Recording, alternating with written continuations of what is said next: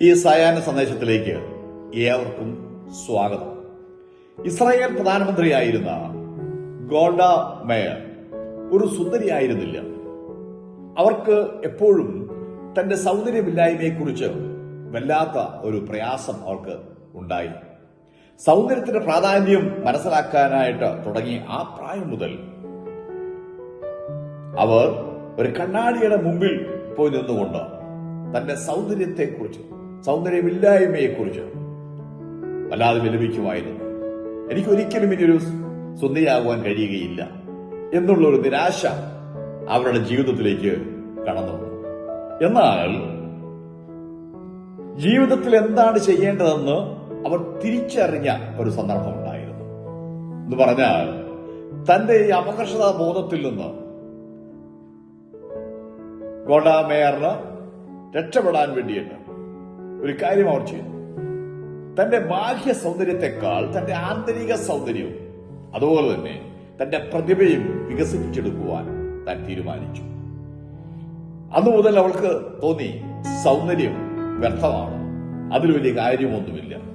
എന്നാൽ തന്റെ പ്രതിഭ വികസിപ്പിച്ചെടുത്താൽ, തന്റെ ആന്തരിക സൗന്ദര്യത്തെ വികസിപ്പിച്ചെടുത്താൽ നിശ്ചയമായും എനിക്ക് ഉന്നതമായ ഒരു സ്ഥാനത്തെത്തുവാൻ കഴിയുമെന്ന് അവർ വിശ്വസിക്കുകയും അതിനുവേണ്ടിയുള്ള പരിശ്രമം തുടരുകയും ചെയ്തു.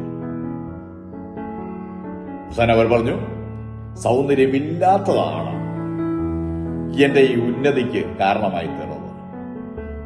ഞാൻ സുന്ദരിയായിരുന്നെങ്കിൽ നിശ്ചയമായും എനിക്ക് ഈ ഉയർന്ന സ്ഥാനത്തേക്ക് വരുവാനായിട്ട് കഴിയുമായിരുന്നില്ല. അത് അവർക്കൊരു അനുഗ്രഹം തന്നെ ആയിരുന്നുവെന്ന് പിന്നത്തേതിൽ മനസ്സിലാക്കേണ്ടത്. കാരണം അതുകൊണ്ട് തന്റെ ആന്തരിക കഴിവുകൾ തനിക്ക് തിരിച്ചറിയുവാനും തന്റെ കഴിവുകളും തന്റെ പ്രതിഭയും ഒക്കെ തനിക്ക് വളർത്തിയെടുക്കുവാനും കഴിഞ്ഞു. അതുകൊണ്ടാണ് അവർ പറഞ്ഞത്, എന്റെ ജീവിതത്തിൽ എന്താണ് ചെയ്യേണ്ടതെന്ന് ഞാൻ തിരിച്ചറിഞ്ഞു എന്നാണ് അവർ പറയുന്നത്. സദൃശ്യവാക്യങ്ങൾ 31-ാം അധ്യായം 30-ാമത്തെ വാക്യത്തിൽ ലെമുവേൽ രാജാവിന്റെ അഭിപ്രായത്തിൽ ലാവണ്യം വ്യാജവും സൗന്ദര്യം വ്യർത്ഥവുമാകുന്നു, യഹോഭക്തിയുള്ള സ്ത്രീയോ പ്രശംസിക്കപ്പെടും എന്ന് ലെമുവേൽ രാജാവ് രേഖപ്പെടുത്തിയിട്ടുണ്ട്. അതേപോലെ തന്നെ അപ്പോസ്തലനായ പത്രോസ് തന്റെ ലേഖനത്തിൽ നിന്ന് പറഞ്ഞിട്ടുണ്ട്, ഇങ്ങനെ നിങ്ങളുടെ സൗന്ദര്യം പുറമേയുള്ളതല്ല, സൗമ്യതയും സാവധാനതയുമുള്ള മനസ്സ് എന്ന അക്ഷയഭൂഷണമായി ഹൃദയത്തിന്റെ ഗൂഢമനുഷ്യൻ തന്നെ ആയിരിക്കണം. 1 പത്രോസ് 3-ാം അധ്യായം 3-4 വാക്യം. മനുഷ്യന്റെ പാപം അവന്റെ അല്ലെങ്കിൽ അവളുടെ കാഴ്ചപ്പാടിന് വികലമാക്കിയിരിക്കുകയാണ്. മറ്റുള്ളവരുടെയും നമ്മുടെയും ശരീരങ്ങളെ തന്നെ എങ്ങനെ നാം സംരക്ഷിക്കുന്നു, എങ്ങനെ നാം സൂക്ഷിക്കുന്നു എന്നതിനെ ആശ്രയിച്ചാണ് മുന്നോട്ട് പോകേണ്ടത്. എപ്രകാരം സംരക്ഷിക്കപ്പെടുന്ന കാര്യത്തിൽ പാപത്തിന് വലിയ സ്വാധീനമുണ്ട് എന്നുള്ള കാര്യം മറന്നു പോകരുത്. മനുഷ്യ ശരീരം സൃഷ്ടിച്ചിരിക്കുന്നത് തന്നെ അതിശയവും ഭയങ്കരവുമായിട്ടാണ് എന്ന് വിശുദ്ധ ബൈബിൾ പറഞ്ഞിട്ടുണ്ട്. 139-ാം സങ്കീർത്തനം അതിന്റെ 13-14 വാക്യങ്ങൾ ഇങ്ങനെ കാണുന്നുണ്ട്, എന്റെ അമ്മയുടെ ഉദരത്തിൽ നീ എന്നെ മെടഞ്ഞു, ഭയങ്കരവും അതിശയവുമായി എന്നെ സൃഷ്ടിച്ചിരിക്കുകയാൽ ഞാൻ നിനക്ക് സ്തോത്രം ചെയ്യുന്നു. 139-ാം സങ്കീർത്തനം 13-14 വാക്യം. ചില മനുഷ്യ ശരീരത്തിന് ഒരു വിലയും കൽപ്പിക്കുന്നില്ല. അവർ അതിനെ അപമാനിക്കുന്നു, അതിനെ അവഹേളിക്കുന്നു, അതിന് പാപസ്വഭാവത്തിലേക്ക് അതിനെ തള്ളിവിടുന്നു, മാത്രമല്ല അതിന് അയിത്തം കൽപ്പിക്കുന്നു. ഇങ്ങനെയുള്ള കാര്യങ്ങൾ ചെയ്തുകൊണ്ട് പലരും തന്റെ ശരീരത്തെ അവഹേളിക്കുന്നതായിട്ട് നമുക്ക് കാണുവാനായിട്ട് കഴിയുന്നുണ്ട്. എന്നാൽ മറ്റു ചിലർ അങ്ങനെയല്ല. അത് ആണാണോ, അത് പെണ്ണാണോ, അവൾ കറുത്തവളാണോ, അവൾ വെളുത്തവളാണോ, അവൻ കറുത്തവനാണോ, അവൻ വെളുത്തവനാണോ, മാത്രമല്ല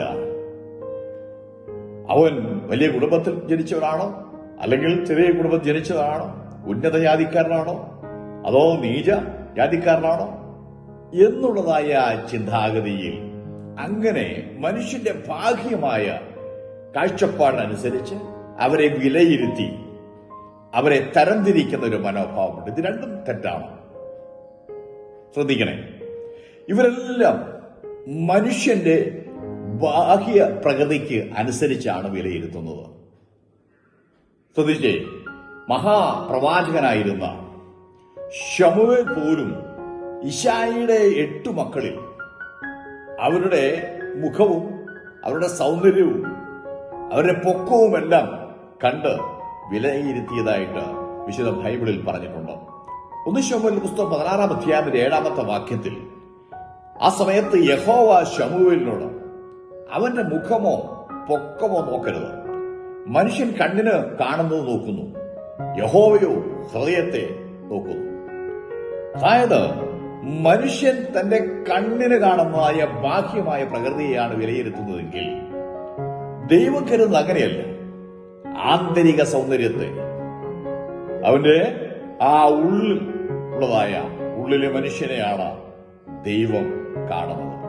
ഇശായിയുടെ 8 മക്കളും സുന്ദരന്മാരും പൊക്കമുള്ളവരും വണ്ണമുള്ളവരും കൊള്ളാവുന്നവരായിരുന്നു. എങ്കിലും ഇളയ മകനായ ദാവീദ് അവൻ ആട്ടിടയ ചെറുക്കനായിരുന്നു.